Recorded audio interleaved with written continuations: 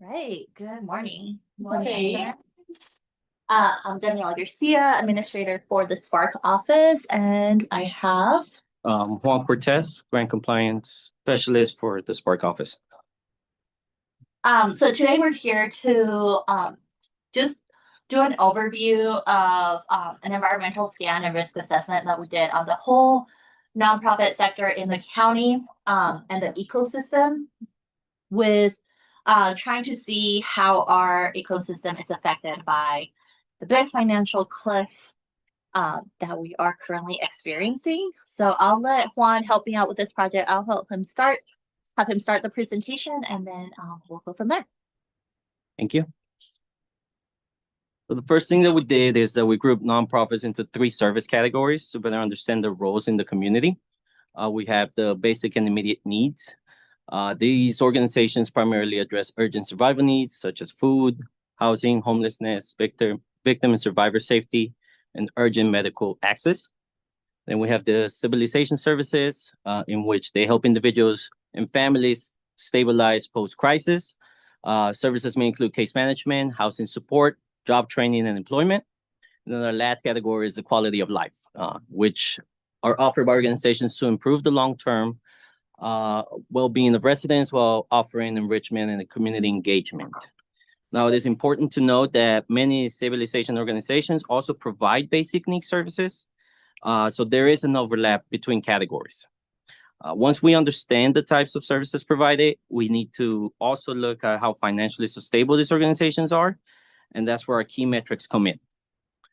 To determine financial sustainability, the assessment uses 6 key financial metrics: reserve ratio, revenue diversity, change in net assets, program expense ratio, debt to asset ratio, and liquidity. Now, each of these metrics highlight a different aspect of financial health, from stability to resilience to how effectively the funds are spent, and to whether an organization can meet the short-term obligations. The score ranges from 1 to 5 for each metric, and all 6 are weighted equally, so no single factor dominates the overall of the assessment. We relied on audited financial statements, or IRS 990s, from the last 2 years, ensuring an objective point-in-time evaluation without assumptions, or the most recent financial data that we can access. And now, in some of these cases, some of that data derived from 2023 and prior. Now, let's see how these scoring criteria translate into overall sustainability levels through our risk assessment matrix.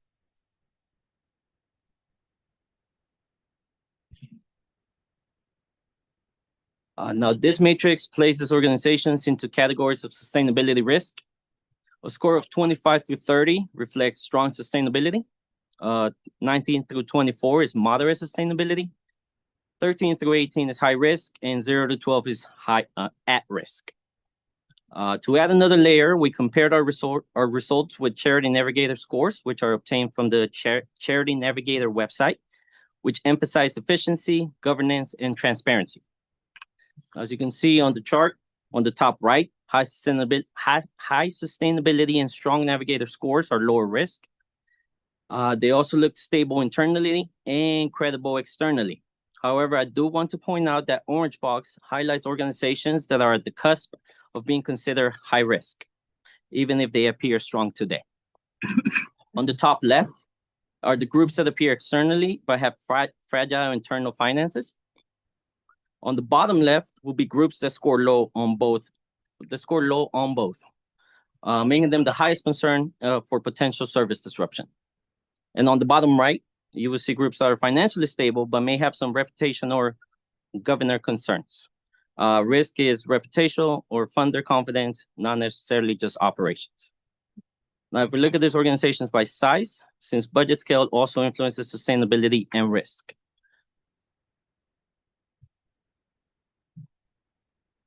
Now, as you can see, most CBOs operate in the mid-range, with 41% falling between 1 through 5 million. Large organizations are also important. You can see 22% of them operate above 10 million, and this is their overall operating budget, showing a strong institutional presence. You will see smaller groups under 500K make up 10%, and they tend to be more vulnerable to funding shifts and more likely to fall in the high-risk categories. Overall, the ecosystem is anchored by mid-sized organizations, with both small and large group playing critical roles in their service delivery. On the right-hand side, you will see that mid-range organizations are mostly in the moderate and strong sustainability, with only 4 in the high-risk category. It is also important to note that the scoring is ratio-based, which means it adjusts for the size. A smaller CBO can score well if they manage their finances responsibly, just as a larger one can still face risk despite their scale. But budget size tells us one story. Risk also depends on how reliant an organization is on government funding. And that's when our next matrix come in. So you can see this graph here shows risk levels broken down by service type, basic immediate needs, civilization, and quality of life organizations. The highlighted orange boxes represent organizations in the moderate sustainability range that are on the scope of being considered high risk. These groups we are watching closely because even a small shift in funding or expenses can make them move into a higher risk. Before we transition into the next slide, which Daniela will be covering, are there any questions regarding what we just covered? Real quick, can you go back just to the matrix? It was to the left. The arrows on the computer.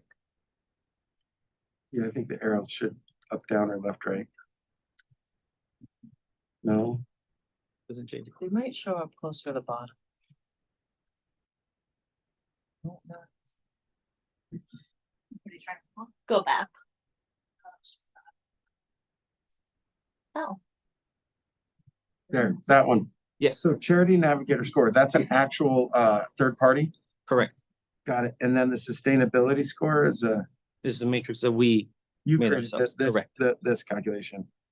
Got it. All right, that's all. I'm just trying to understand the Charity Navigator score because it's hard to like figure out reputation, but if it's something that somebody else does, that makes sense. Like, and it's easier for. I'm trying to figure out. I'm playing it out where a nonprofit will be like, "Oh, you guys, did one of the calculations that they disagree with," and so I'm trying to understand how it would be done. So I'll look up Charity Navigator. Thank you very much. Julie. I have a quick question, because you mentioned that some of this data could be pretty retrospective, even back a couple years. Correct. Do you have a sense of, so are all of the data points that we're seeing on this screen right now, are they still active organizations or some of these now deceased? There are still active organizations. So you only included active organizations into your analysis? Or I guess my question is, were you pulling historical information and now that those organizations are no longer around and so they weren't included in this study? Correct. The data that we gather are only from organizations that are currently open and active. Okay, and then were there any organizations that we did work with previously that are no longer around? Yeah. They are, but not included in here. But they're not included in here. Okay, Correct. I think that that's just a really important indicator, just to kind of point that the death is already removed from the analysis, if you will. Those that have left us are removed from the analysis, and these are just our remaining, because it helps me just think about, it helps me just understand. I would actually be really interested in looking to figure out where those organizations that are no longer with us, how they scored during their time, because obviously we know the end result. It didn't work out for them. Were they in some of these higher risk categories that we just didn't know to look for at the time?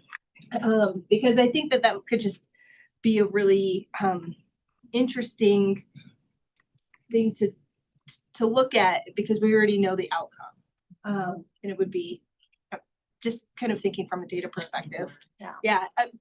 Honestly, I think that this would be a great paper or poster for whoever has a great conference coming up.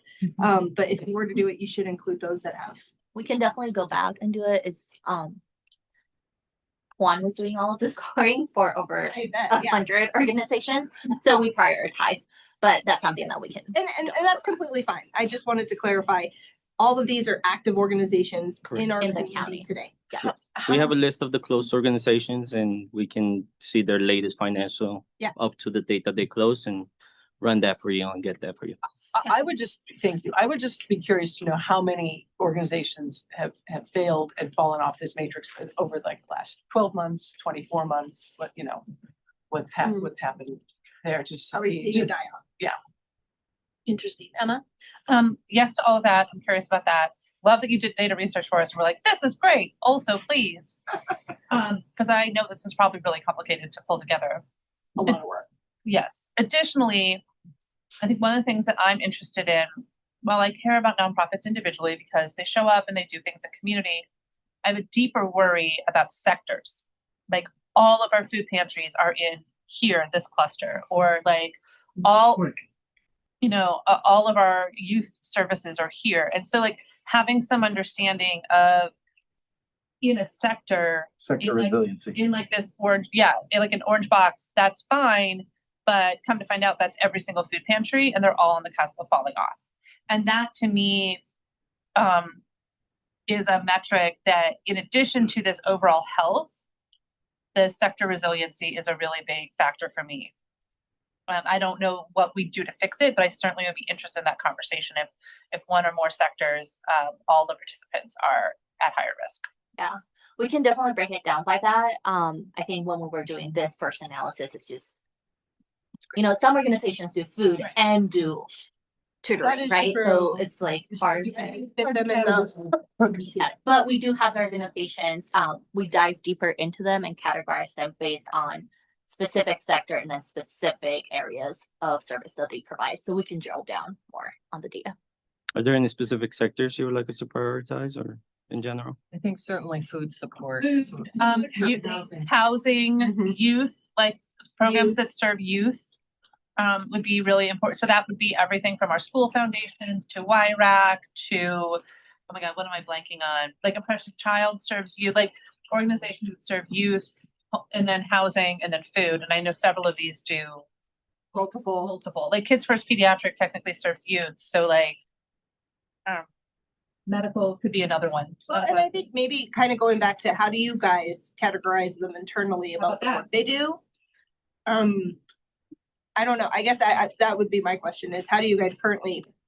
That was the initial. That was the initial slide that would focus on Basic needs, Yeah. the civilization. so we identified that those will be the basic and immediate needs, which touches on food and housing and homelessness. So it looks like stabilization and basic needs are the two categories with most of these Mhm. elements by sector. Correct. So it'll take drilling into those service types, so we'll see when we might be able to put that together, but that'll likely go back out to y'all as a memo then That's fine. Sure. to add to this info. For me, if you could add youth, it's the one thing I don't see represented here. And it's come up, I think several times, with several of my colleagues, I'm sort of gesturing across the table. But I think we're all very worried as our safety net systems are under such tremendous pressure. We're worried about everyone. We're specifically worried about our small children, our under 18. Steve. Yeah, I think you could almost do a matrix into special needs and then the populations and because Sure. the youth are example of vulnerable populations, but not the only vulnerable population. Exactly. And so there's all- Disabled and seniors as well. exactly, right. So True. and so like and disabled to include also behavioral health challenges. And then you could even have a separate one for justice involved.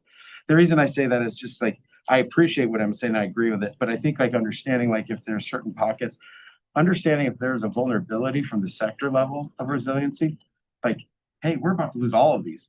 It's different if you have 20 food banks and, 2 or 3 might go away. I'm sorry, that sucks, but like, it's a different thing if 18 are going away, Correct. And the same goes with any of these other types of services. And quality of life might be like, say for kids, it might be the sports, right? That might be a quality of life.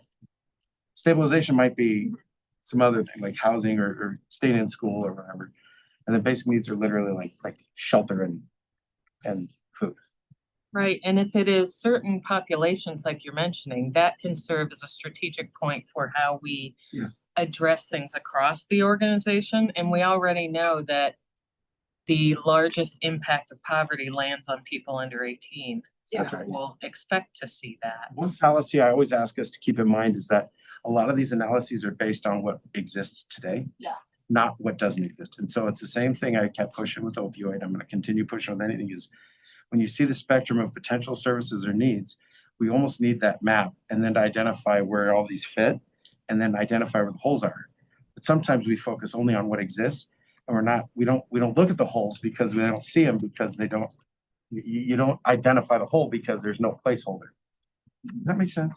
Yes, Okay, thank you. yeah, I think this just gives us a good stepping stone to Yes. to start, and then it lets us dive in deeper into the other sectors as well. Okay, so we will move on.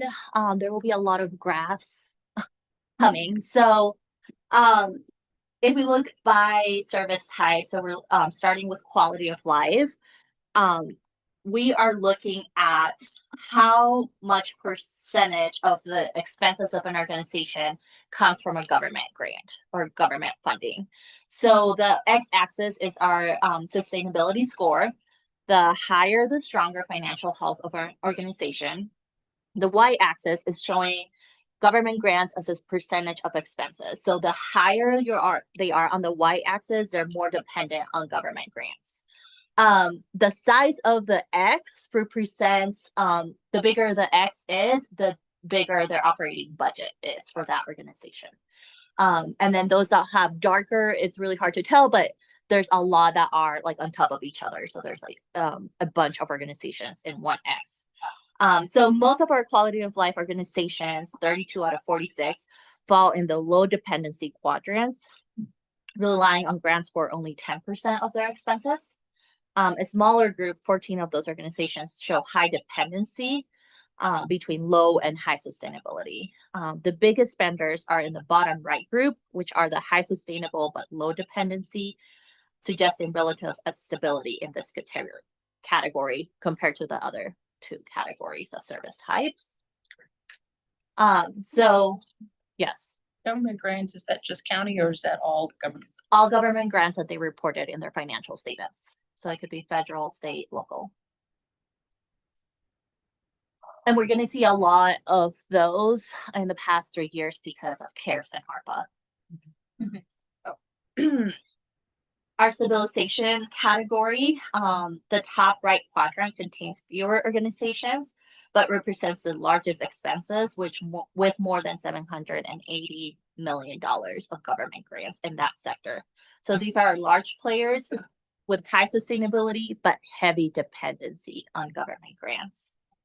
Our top left, which are 7 organizations, are the most fragile, which they have a low sustainability score and high dependency on government grants. And then our bottom left and bottom right are lower dependency on government grants, but the bottom left group shows weak sustainability. And then this is our basic needs. Most basic needs organizations fall in the low dependency quadrant with modest grant reliance. A smaller set of them, 13 organizations, show high dependency with more than 50% of expenses coming from government grants. And then the largest organizations by expenses are actually in the bottom left with low sustainability and low dependency, which may indicate underinvestment in that area overall. And then this is a graph that combines all of them, all of the 3 different service types by quadrant. So a subset of these organizations, especially in stabilization, are highly dependent on government grants, making them vulnerable to funding cuts, which I think that is what we are seeing today. Many organizations show low sustainability scores, even when grant dependency is modest. So again, a reminder, the top left are highest risk organizations with low sustainability and high dependency. Our top right are stronger sustainability, but high dependency, and they're just more vulnerable if grants end. Our bottom left are low dependency on government grants, but low sustainability. And then our bottom right are stable with high sustainability and low dependency. Just the system-wide trend that we are seeing is that as ARPA sunsets, it just reveals structural vulnerabilities with more than a 20 million projected cliff in the basic needs category alone.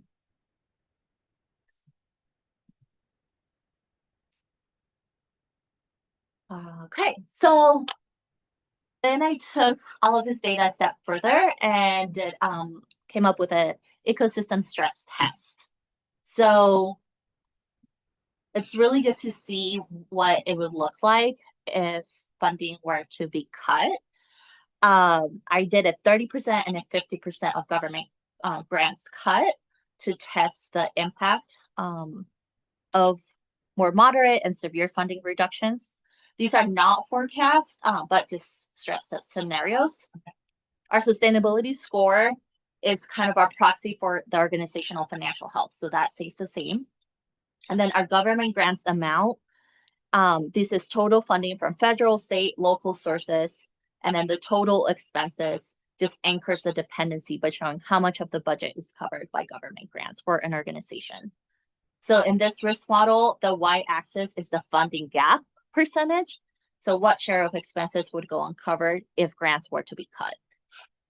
And the x-axis, you will still see the sustainability score, and that will be adjusted downward as funding gaps grow. So for every 1% gap in an organizational budget, 1% of government grants gap, we reduce the sustainability score by 0.2% or 2 points, sorry. And then our quadrant lines are fixed to the baseline medians so that comparison across scenarios are consistent. Does that all make sense? Yeah, it's a lot, so I can stop. Yeah, the only thing I have a clarifying question on is ARPA. So we know that ARPA is cut. And so, but we don't have a breakdown of government grants by ARPA. We do have it on the back end data. We know how much of that organization's budget came straight from ARPA. Because I mean, since that is gonna go from, to zero, I mean, I guess that's one of the things I would like to see kind of pulled out of there, because we know that it doesn't really matter. It's gonna go away regardless. And so when we look at the government grants amount and we're decreasing it, it's really just grants that aren't ARPA that we're kind of looking at. So, federal, state, and local, that kind of focuses that, because ARPA is kind of its own little bubble. It is, but I would say that a lot of the nonprofits in the county, some of them were double or triple their operating budget because of ARPA. So they're operating at that level currently. If their ARPA grant hasn't closed, which we still have many that have active ARPA grants. And how long do those last? They were awarded in 2021, and some of them could go all the way to the end of 2026. Okay. All right. So, but in 27, they'll be gone. Yes. Okay. So we'll add ARPA in that memo of the various sectors for risk as We one do of our have how much variable. ARPA. How much ARPA funds from the county that organization received. Exactly. Not from across all ARPA. Exactly. awards, but. Okay. Because some of them might have gotten ARPA from other counties, cities, or states. Totally true. You're right. So this is our baseline. As the baseline, I used a 5% cut of government grants, which just represents a modest reduction similar to normal funding reallocations that happen in the federal, state, and local level. Most organizations remain relatively stable, but the weaker CBOs began to show strain as small funding gaps push them closer to those risk thresholds. It just serves as a sensitivity check. Even mild reductions affect low sustainability organizations. So we're going to use this 5% as our baseline moving forward. Our quadrants stay the same. Our top left is high. Those organizations have a high funding gap and low sustainability scores. Our top right are organizations that have a high funding gap but high sustainability scores. Our bottom right has low funding gap and high sustainability scores. So those are our most resilient organizations. And our bottom left are low funding gap organizations with low sustainability scores. I have a question. So the top right quadrant there, that's a lot of organizations that are going to start experiencing a big funding gap, but you say they're still sustainable. So do they have, meaning that they have other effective fundraising or income sources besides ARPA? they have a high sustainability score in the tool that Juan created, which is, do you want to remind them what the, So yes, they achieved the high score closer to 30. So even if they're one of the criteria is revenue diversity. So if they have high revenue diversity, for lack of a better term, so sources, if they lose one, it does not really affect much of their score. Yes. So, right, so in your opinion, these organizations have a strong likelihood of surviving Correct. through a 5% reduction. yes, Correct. yes. Then we see the graph shift as a 30%. The 30% is cut is the one on the left hand side, and a 50% cut of government grants is on the right hand side. So you can see as they shift towards that left side, which are more at-risk organizations. At the 30% cut, we see many CBOs face substantial uncovered expenses. A large share of organizations move upward into the higher funding gap risk zones, and our sustainability score starts to come down, showing reduced financial resilience. And then with a 50% cut, that would be a severe cliff. It represents a true crisis scenario if ARPA replacements or other government supports are not secured. So that's where we see ARPA going away and nothing replacing that amount of funding. The majority of the CBOs shift into high-risk quadrants, low sustainability and high dependency on government grants, and our essential service capacity will likely be disrupted with system-wide impacts on Adams County residents. This chart shows the maximum exposure. The system could not absorb cuts of this magnitude without major stabilization strategies. So a part of that would be that organizations would then need to reduce their expense load, Yes. which would be another means versus bringing in maybe additional resources if they cannot. But is the 30% cut level where we start to see that stress really? We do. So this is a bar graph that just shows that with a 5% cut, we have 28 organizations at most risk. With a 30% cut, that goes to 58 organizations. And then with a 50% cut, that goes all the way to 65. We see that our most stable organizations, those on the bottom right, stay pretty consistent because they are most resilient to changes. And then going back to what Alicia was saying, you know, some of our organizations, because there was all of this ARPA funding and like emergency needs, they expanded their services. And so now it's, you know, going back. One of the strategies that they can look at is going back to their core services before ARPA. But yeah, actually, and then that is the same data, but just shown differently by service type. And then we do see that our stabilization nonprofits are kind of the ones that go to that high risk and at risk more than the others.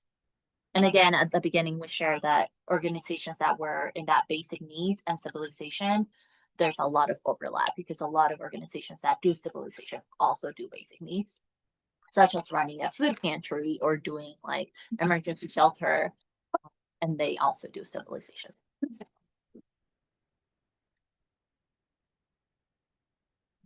Emma, you're like a clairvoyant. I'm a clairvoyant. Yeah. That's a new one. I'll be honest, I sent this spreadsheet over to Denver Foundation to ask like what they do for stress tests. And I think we should ask something similar of United Way and sort of compare notes. I think that whatever we find needs to be sent out to community and we need to raise up what we find. I have to admit, Danielle, I'm so sorry. I did not read basic assistance as like food. And I really should have, because I know that's how you use those words. In looking at this, I sort of had put it in a different category. I would be curious, because you've already done some of the research we asked for around industry sector and some of the clustering, the youth piece, I think, and then possibly seniors could be 2 additional layers. If you could add those, I think would be really helpful. we have limited funds. We have advocacy power. And at a minimum, if we do not have the money, we can advocate on behalf of partners. And again, it's a lot easier to do so when we're talking about sector trends than, hey, I like this nonprofit, they do a good job. And obviously, we would advocate for nonprofits that do a good job. But when there's also sector trends, I think that's a story we can tell. That's potentially even a story we could tell the media. That's where I'm at. I don't know if Yeah. that counts as clairvoyant, feels practical to me. And I want to add to that, I think that, in thinking about even reorienting some of our own, like we talked about the community enrichment grants and things like that. I think this baseline is also really helpful in thinking about how we're prioritizing some of our programming and services and even grant criteria, that kind of thing, would be really useful sharing within our organization as we're working on some of those programs. Yeah, that was a lot of the intent of building the tool. It was to see what is the impact going to be as we're moving forward, but also as we have lesser dollars discretionary over the future, how do we best dedicate those dollars and prioritize those funds to where they'll best be utilized and least at risk? And that's across the organization. We have many grant areas and partnerships and leverage points that we can be looking at. And then it also gives us a means by which the team who interacts with these folks all the time on our grants team can then be talking with folks about approaches they might be taking and things they're seeing move the needle in other organizations. And there may be partnerships or merging that may occur over the landscape in the coming years. That commonly happens when you're in these financial conditions. Yeah, Julie? Yeah, I was just gonna say great work. I mean, this looks amazing. I have to say, personally, as an elected official, these bar graphs at the end are more interpretable because you have the percentages, especially the one on slide 17. Is when you have the actual numbers on there, I think it's helpful. And a table like that would be great for slide 13 too, just made that note. But it's great data. It's definitely something we should be sharing with our elected officials. Yeah. Local elected officials, our state legislature, even the governor would be great. Just like, hey, this is how we are seeing this play out in our community. And it's, it mirrors, it's data to what we're already hearing from folks. So it definitely makes sense. Love to see this tool continue to improve and get fine-tuned. Great work. And again, please seek opportunities to publish and or speak, because I think that this is really innovative work from a county perspective. So I hope your leadership supports that. I agree. I appreciate the work and the graphs of the forecasting is really helpful. To have that informative data presented in a way instead of us just saying, challenges in housing, challenges because we get those volumes of calls or contacts, to really have the data support it of, okay, we are seeing challenges here. And if it goes, which it is very likely that a lot of these safety nets over time are going to be cut. And I like the way you framed, it's really going back to the core services of these nonprofits. It was great when we were able to help many and they were able to, they also expanded their scope. Sometimes they expanded their geographical service area. I think that is still going to be the North Star of service delivery, is we know what's possible when we all work together, when we have funding, how it impacts community. Now we're in a different time frame, and how does this information, as Emma stated, is how does this inform potential foundation donors to help Adams County or help a nonprofit? I think that that's really, really, really powerful. So this is probably the best use of data and interpretation that I've seen. And it's going to be really helpful going out and talking to community. And what does this mean when we layer, state budget, state policy, and then we layer federal budget, federal policy? Is like, what are we doing? Because everything's getting pushed down locally. And And where people can actually, step up, the individual can step up and say, these are really the challenges instead of, it would help me be informed to where I would give funding, both as an elected and personally, where I would give funding. So it's really helpful. Yes to all of that and completely agree. And I think the reason you're getting follow-up questions is because this is so good. It's making me really curious about what more we can do. Mhm. And that's where I'm coming from.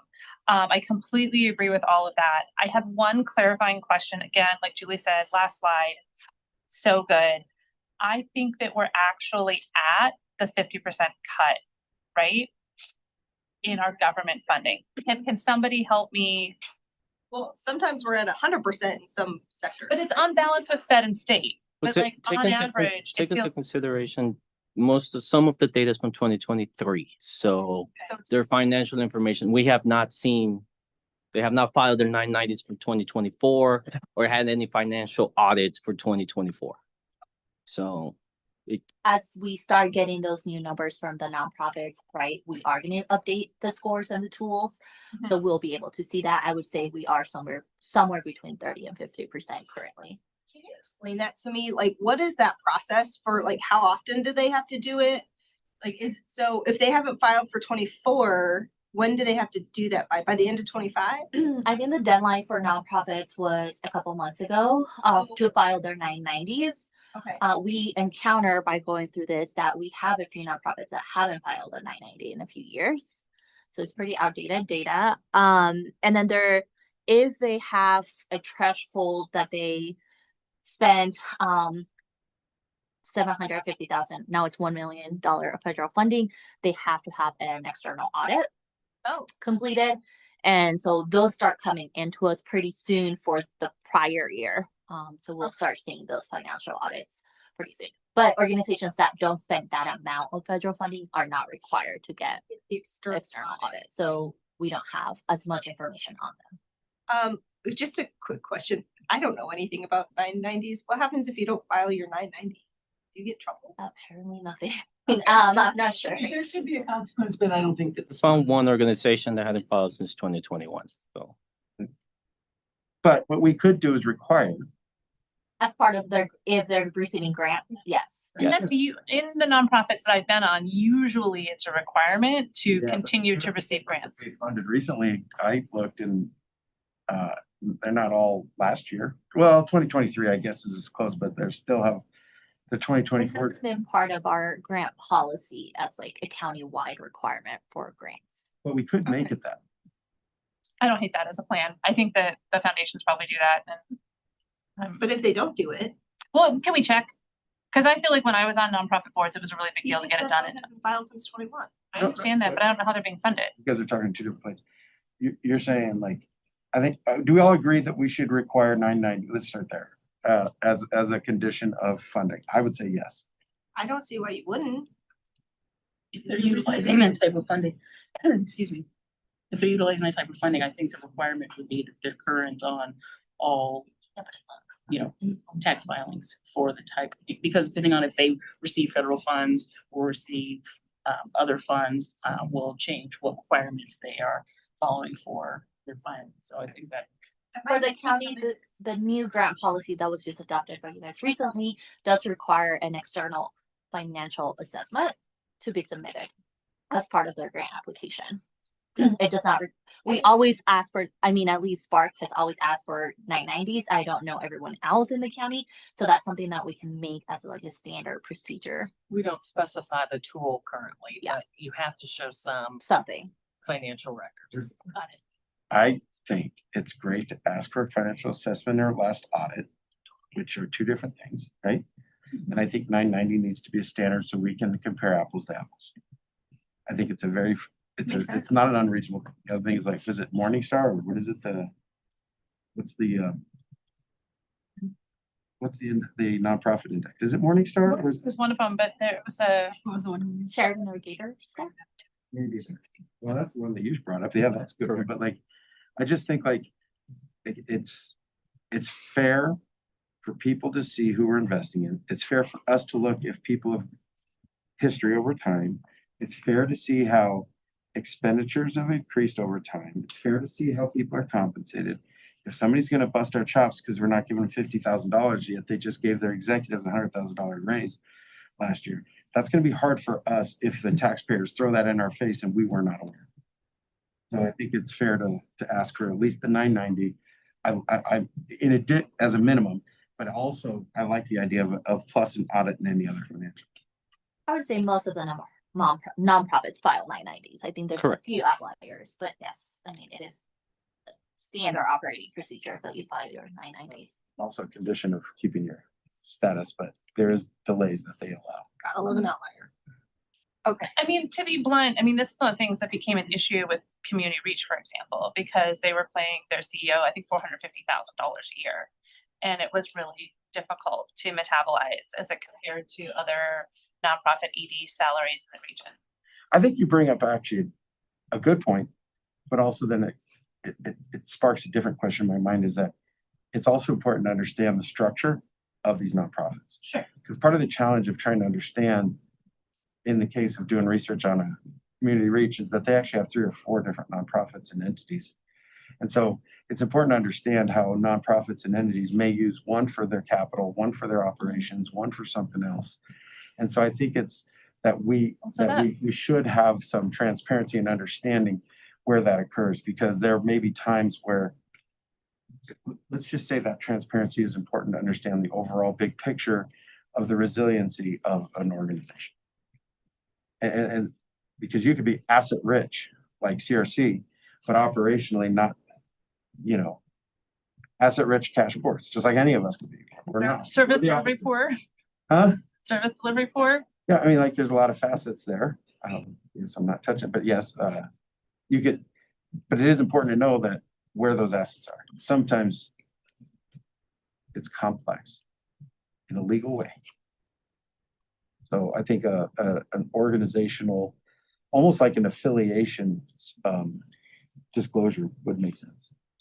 Something that the team is working on as part of this and the grant policy is each of the organizations that we have funded or will continue to fund will have an organizational profile where we have all of this information and it's available to everyone across the county so that they have more of that information when they're making funding decisions or partnership decisions. is that like online or something? It will be online. The team is finalizing it, but yes, all of these components and other components such as like, do they report on time, right? Like, all of those things will live in that kind of organizational profile. And I appreciate that because I think it also goes back to transparency. And I mean, these are, taxpayer dollars that we're using to fund these organizations. We want to make sure that they're filing some paperwork that they need to do. That's kind of important for us to double check that. The last thing I wanted to kind of hit on was the comment that Alicia said about proactive conversation. So as we continue to look at this data, I understand that it's a year retrospective or more, and that's might be a little tough for proactive conversations, but like instead of just watching the train wreck, can we figure out how to move the baby from the tracks? And so when do we step in to start having proactive conversations with some of our nonprofits of like, hey, we see things are not going well. Can we help? Like, or like try and steer it in that direction.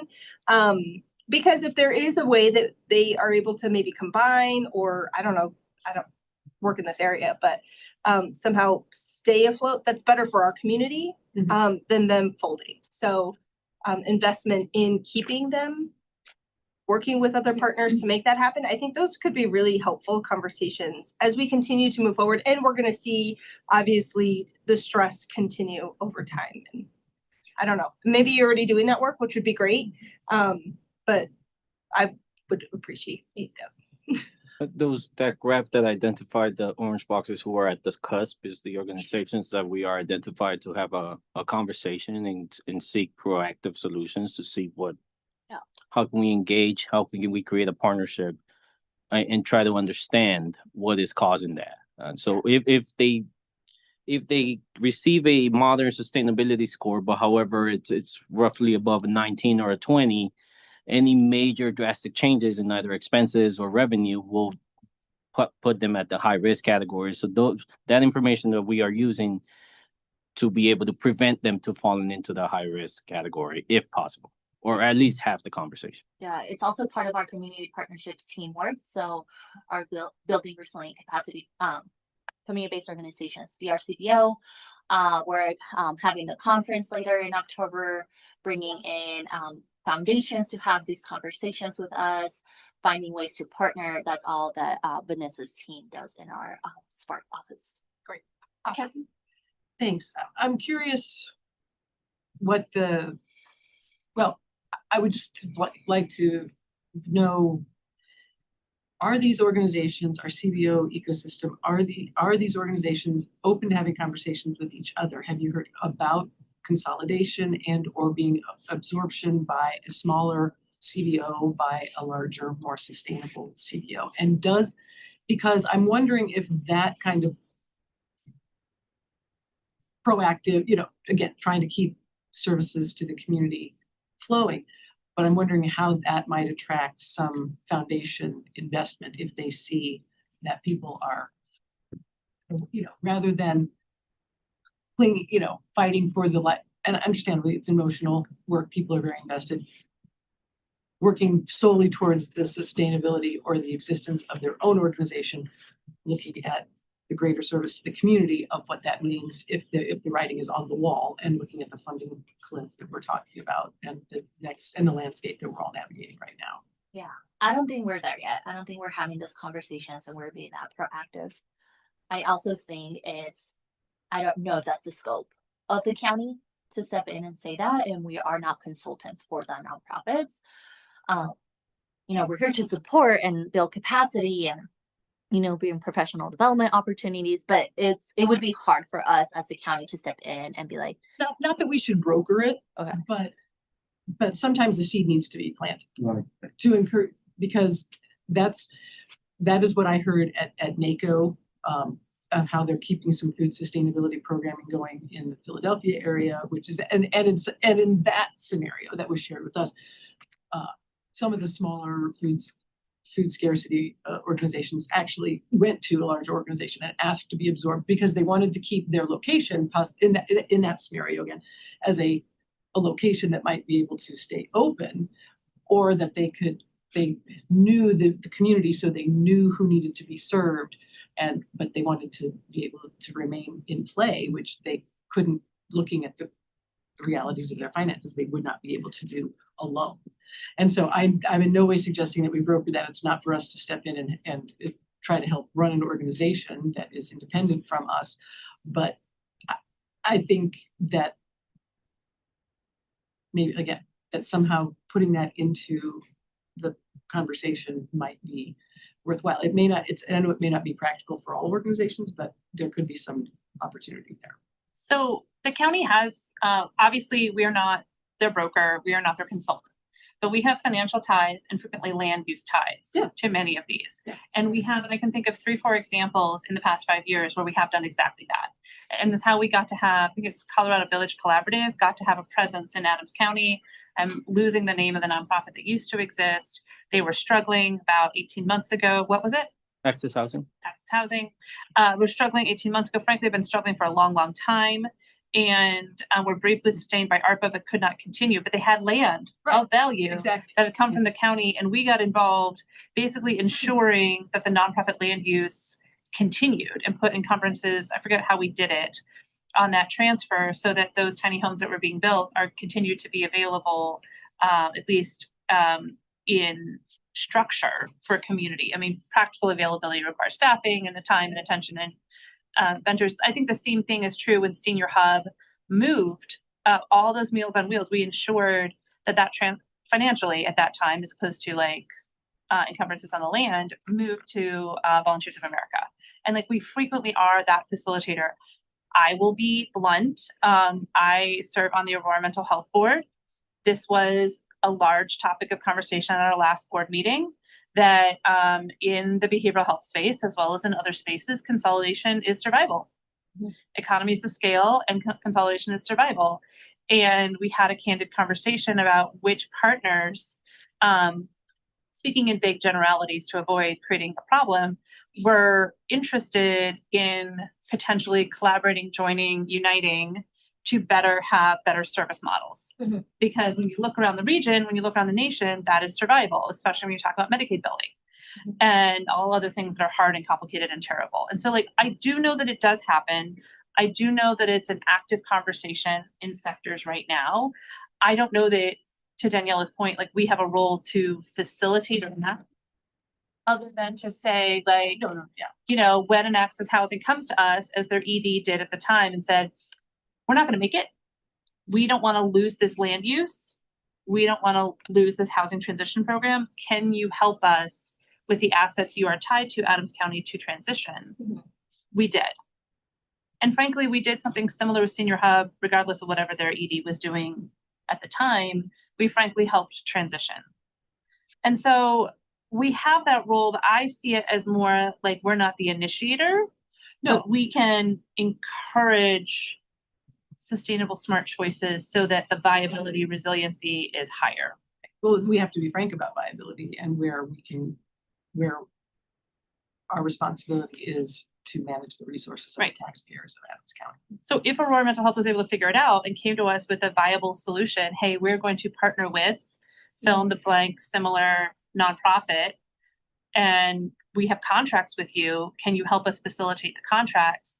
I presume based on past behavior, we would be interested to that as long as the service delivery in those contracts remains high and to the targeted populations.